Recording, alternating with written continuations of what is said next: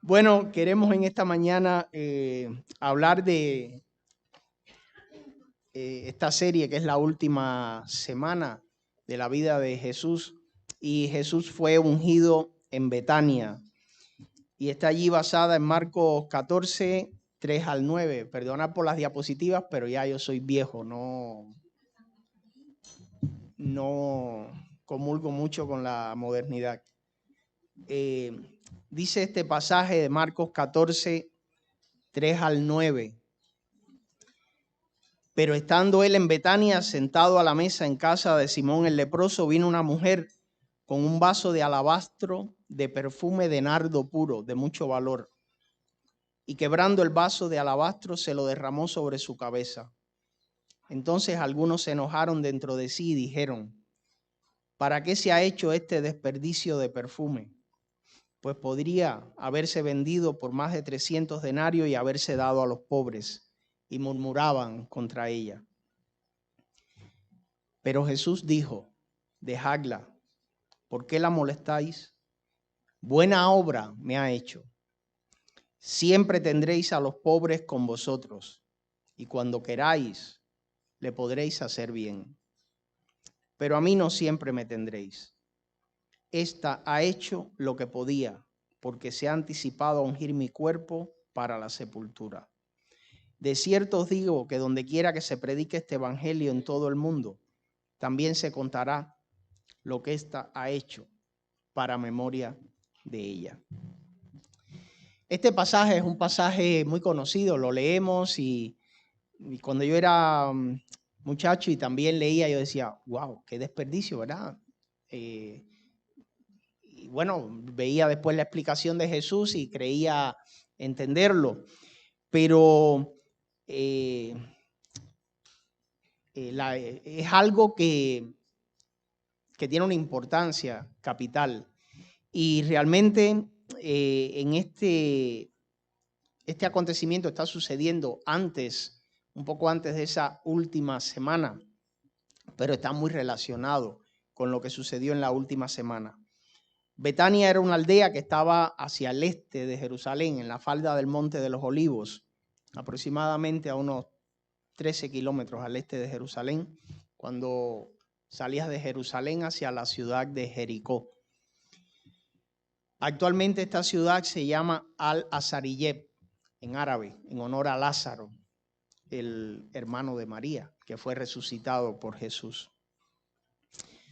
Si nosotros nos vamos antes a los versos 1 y 2 de este capítulo 14, nos cuenta que ya los fariseos tenían un complot para prender a Jesús, pero decían: no vamos a hacerlo durante la fiesta de la Pascua, para que no haya un alboroto en el pueblo. Y ya la planificación estaba de prender a Jesús.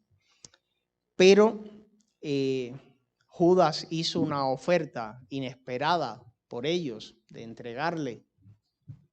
Y esto un poco les simplificó las cosas y les facilitó lo que querían hacer. Y bueno, por eso sucede todo en la fiesta de la Pascua. La fiesta de la Pascua era una fiesta muy importante para el pueblo hebreo porque se conmemoraba la salida de los hijos de Israel de Egipto, con todos los milagros y todas las cosas que Dios hizo. Por tanto, era una fiesta nacional, era como decir, pues, la fiesta de su independencia, de alguna manera. Y si fuéramos a decir, bueno, los motivos que tuvo Judas para tomar esta decisión de entregarle, ya Jesús previamente había hablado de su muerte y que estaba preparado para ella. Y pues probablemente Judas diría: bueno, pues la esperanza que yo tenía de tener algún poder, alguna influencia, de llegar lejos, pues se ha acabado, ¿no? Y bueno, sabemos por la historia que le entregó. Cuando leemos la historia de los discípulos en los evangelios, sabemos que hubo discusión entre ellos: quién va a ser el mayor, quién será en qué lugar me sentaré, o muchos tenían la visión de que Cristo iba a ser pues un Mesías político. Aquí tumbamos a los romanos y estamos nosotros. Y realmente no era eso a lo que Jesús había venido, ¿no? Marcos 14 dice que esto sucede 2 días antes de comenzar la fiesta de la Pascua. Y en Juan 12 habla que Jesús estaba en Betania ya desde 6 días antes de que comenzara esta fiesta. Pues en medio de aquel lugar, Jesús, menciona la Biblia, pues entró a aquella casa y allí sucede este acto de ungirle por parte de esta mujer, de María. Hay algo que queremos resaltar, y es que la unción se aplicaba desde el Antiguo Testamento y era, hay muchos pasajes, ¿no? Por ejemplo, en Marcos 6:13 tenemos que la unción se aplicaba como un remedio. Dice, echaban fuera muchos demonios, ungían con aceite muchos enfermos y los sanaban. En el Antiguo Testamento también hay ejemplos de que ungían enfermos con aceite. Había objetos que también eran ungidos. Y ahí, pues, si nos vamos al Antiguo Testamento, en Éxodo 29, 36, dice que cada día ofrecerás el becerro del sacrificio de expiación por el pecado. Purificarás el altar cuando hagas expiación por él y lo ungirás para santificarlo. Aquel altar donde hacían sacrificios en el tabernáculo también lo ungían para santificarlo.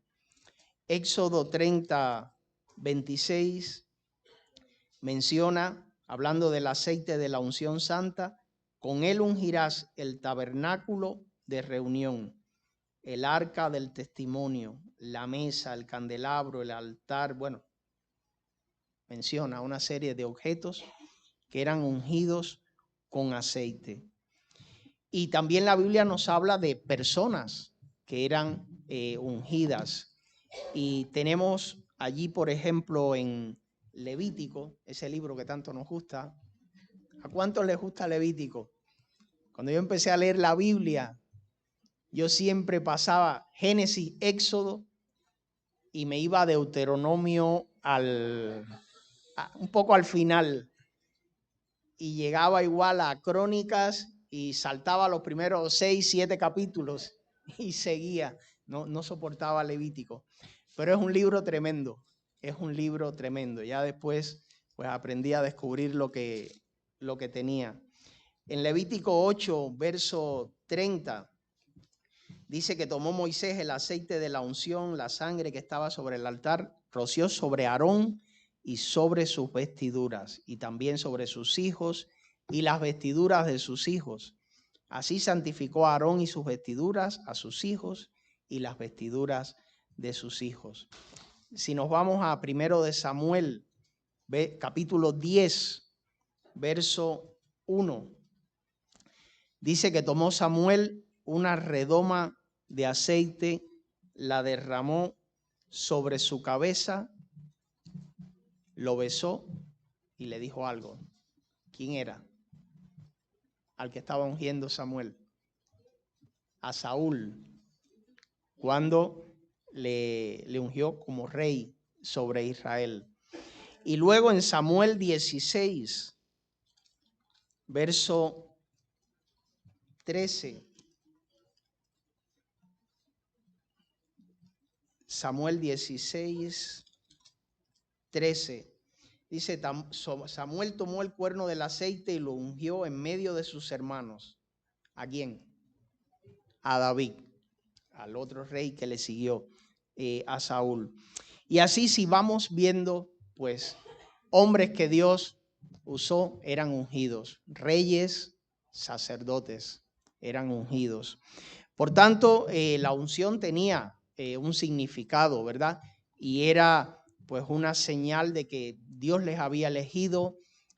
En el caso de los objetos, aquellos que se usaban en el culto hebreo, pues era como una señal de que eran santificados aquellos objetos para el propósito de alabar, adorar a Dios y darle gloria a Él.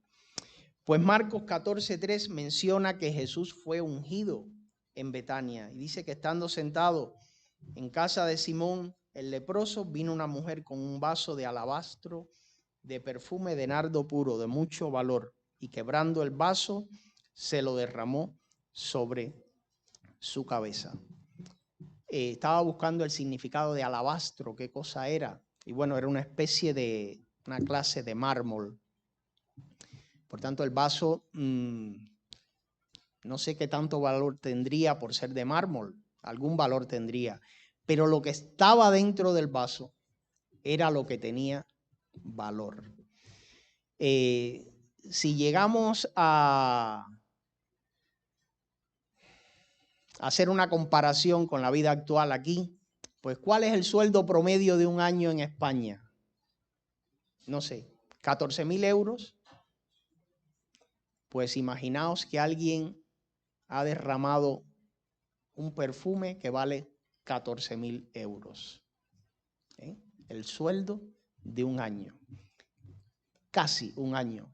El valor era 300 denarios y el denario era el salario de un día.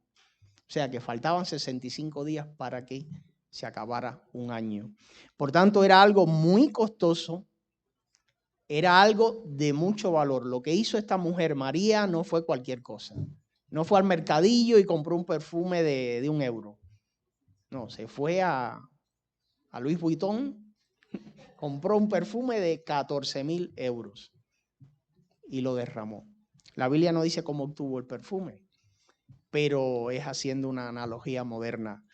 Jesús fue criticado por reunirse muchas veces con fariseos, comer con publicanos, con pecadores, también por hablar con mujeres, como en el caso de la mujer samaritana allí junto al pozo de Jacob. Y este acto es realizado por una mujer y Jesús le defiende el acto que ella ha hecho. Los discípulos murmuran, los discípulos critican el acto, sobre todo uno, ¿verdad? Judas. Y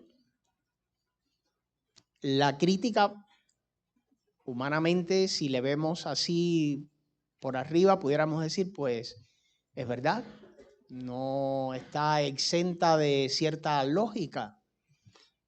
Ha sido un gasto tremendo lo que se ha hecho. Este perfume podría haberse vendido y el dinero dárselo a los pobres. Pero si vamos allí a Juan capítulo 12, el verso 6, dice que dijo esto no porque se preocupara por los pobres, sino porque era ladrón. Y teniendo la bolsa, sustraía de lo que se echaba en ella. Estas palabras son duras. Son unas palabras muy duras para Judas. Pero Jesús, aún cuando responde o reprende a quienes critican a la mujer, dice en Juan 14:6 que Jesús le dijo: dejadla, ¿por qué la molestáis? Buena obra me ha hecho. Ha hecho lo que podía porque se ha anticipado a ungir mi cuerpo para la sepultura. Los judíos tenían la costumbre que cuando alguien pues moría, hacían un lavado del cuerpo, lo preparaban con ungüentos, con todo esto, y después procedían a enterrarlo. Y Jesús le responde a los discípulos que esta mujer, con esta unción de su cuerpo, pues está preparando su cuerpo para la sepultura. Por tanto, tiene un simbolismo el acto que esta mujer ha hecho. Es curioso en la Biblia que las mujeres hicieron cosas que los hombres no hicieron. Y muy significativas, ¿verdad? Muy, muy significativas. Buena obra me ha hecho, dijo Jesús. Los pobres siempre estarán con vosotros. Yo tenía un amigo que no era teólogo, pero él hacía unas teologías muy sencillas, unos enunciados teológicos muy sencillos. Como por ejemplo, la Biblia dice que Dios no está sujeto al tiempo y al espacio. Y la Biblia dice que para Dios un día es como 1000 años y 1000 años como un día. Y que Cristo murió y resucitó al tercer día. Y entonces él decía, pues Cristo murió, esto era en el siglo y milenio pasado, estoy hablando de los años 90, y él decía, Cristo murió hace 2 milenios, pues vamos, 2 días, y resucitó al tercero. En el próximo, Cristo viene. O sea, eso, no sigáis por esa teología, ¿no? Solo estoy diciendo lo que él decía. Y entonces, ¿cuál era la otra? Pues muy sencilla también. Él decía, entre los 12, ahora sitúense en Cuba, no en España. Él decía, el gobierno en Cuba acostumbraba a meter personas en las iglesias para averiguar qué se decía y qué se predicaba en las iglesias. Y él decía, entre los 12 hubo un traidor. Esa es la proporción de traidores en las iglesias. Os vuelvo a decir que no os guiéis por eso. Y él decía, otra enunciado teológico que tiene que ver con este pasaje, él decía, cuidaos de aquellos que siempre están sacando a los pobres por algún motivo. Y siempre, no esto porque para los pobres. Y él decía, Judas fue uno y era el traidor. Bueno, este enunciado, no lo sigáis tampoco, pero pensad en él. La Biblia es clara en dejar bien delimitado que Jesús aprobó lo que esta mujer hizo al ungirle, porque había hecho una buena obra y las buenas obras glorifican a Dios. Allí Mateo 5. Mateo 5, 16 es un pasaje que todos conocemos. Así alumbre vuestra luz delante de los hombres, para que vean vuestras buenas obras y glorifiquen a vuestro Padre que está en los cielos. Las buenas obras glorifican a Dios, enriquecen la vida y estimulan a otros en sus tareas y demuestran también la realidad de la fe. Santiago 2, 17 dice, así también la fe, si no tiene obras, ¿qué cosa? Está completamente muerta. Pasajes de que los pobres siempre estarán con nosotros, hay muchos, lo dice Mateo, lo dijo Jesús ahí. Deuteronomio 15 dice que siempre habrá menesterosos, por eso como creyentes debemos estar dispuestos a ayudarles, a compartir y todo esto. Pero no era correcto que esta mujer, que estaba haciendo un acto de una trascendencia tremenda, pues los otros usaran la excusa de los pobres para que no se hiciera. María hizo un servicio que no fue comprendido y quizás ni era consciente de todo el alcance o la importancia que esto podría tener. Pero lo importante es que hizo una buena obra con todo su corazón y que no tuvo en poco el hecho de que el acto que iba a hacer tenía un valor tremendo desde el punto de vista material. No le importó lo que esto pudiera significar como pérdida material para ella, porque entregó algo costoso, algo de mucho valor y que además tenía una importancia espiritual. El acto de ungir a Jesús por María muestra que esta mujer tenía una vida consagrada a Dios. Cada vez que nosotros vemos en la Biblia la vida de María, la encontramos a los pies de Jesús. Y allí en Lucas capítulo 10, verso 39. Vamos a leer.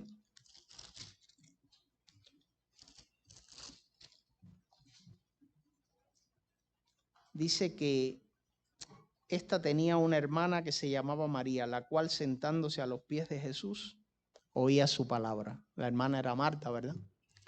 En Juan 11, 32,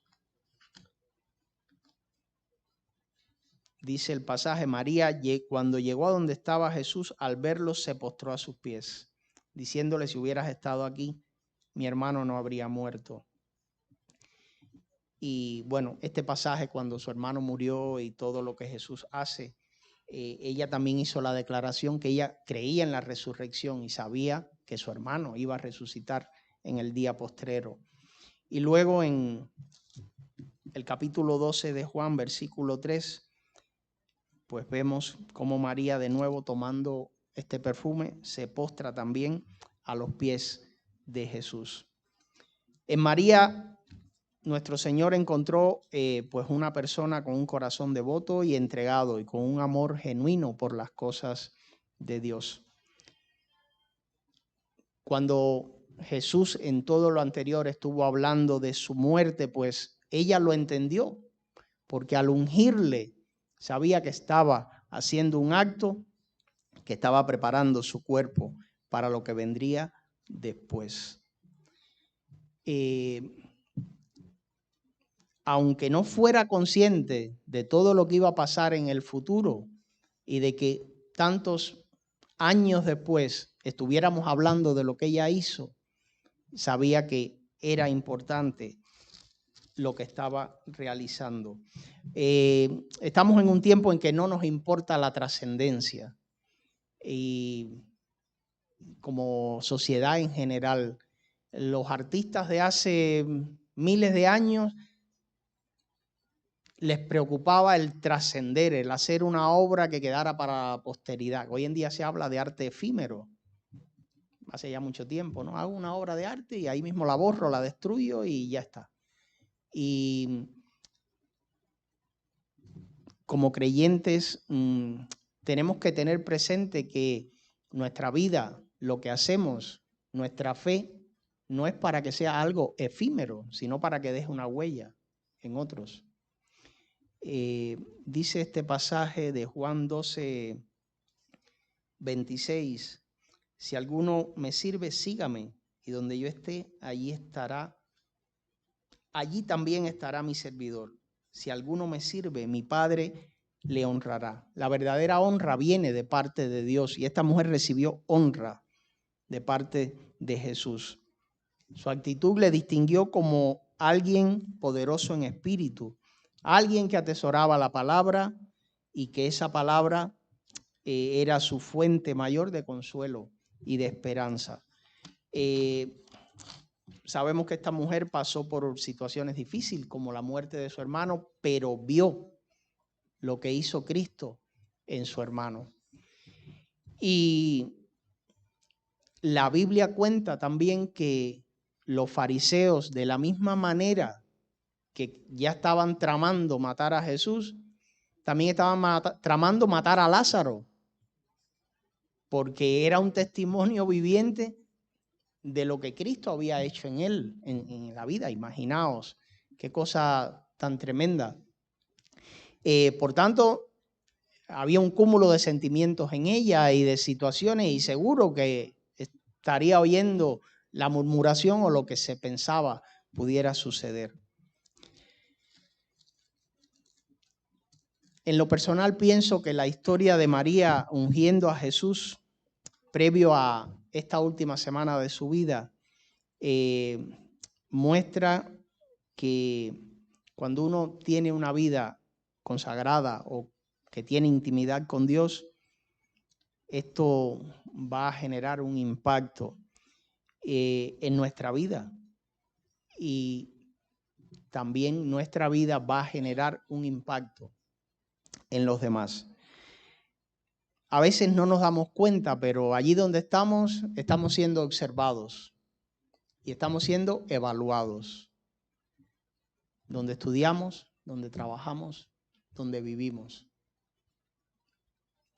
Y esta mujer, la fe que tenía, la intimidad que tenía con Dios, todo lo que ella pudiera tener de la palabra de Dios en su vida, la demostró con un acto que los demás no entendieron, pero que ella lo hizo. Y además fue en público, porque estaban en casa de Simón, un fariseo. Y allí no solo estaban los discípulos y Simón, seguro había gente sirviendo, gente mirando, curioseando. Por tanto, fue un acto público. Y esta mujer lo hizo con toda la convicción. Y quizás no consciente de lo que pudiera impactar o de que cientos de años después se estuviera hablando, pero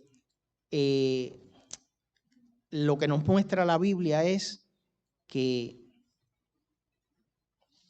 Jesús lo dijo allí en Mateo 26, 13. De cierto os digo que donde quiera que se predique este evangelio en todo el mundo, también se contará lo que ésta ha hecho, para memoria de ella. O sea, Jesús le honró de una manera tremenda. De tal manera que hoy, más de 2000 años después, seguimos hablando de un acto como este. Un acto que fue la preparación del Señor para entrar a esa semana tan convulsa, ¿verdad? Que fue la semana de la Pascua, o como decimos, la semana de la pasión, muerte y resurrección del Señor. Que Dios nos bendiga y que Dios nos ayude a estar en dependencia con Él, entregados a Él.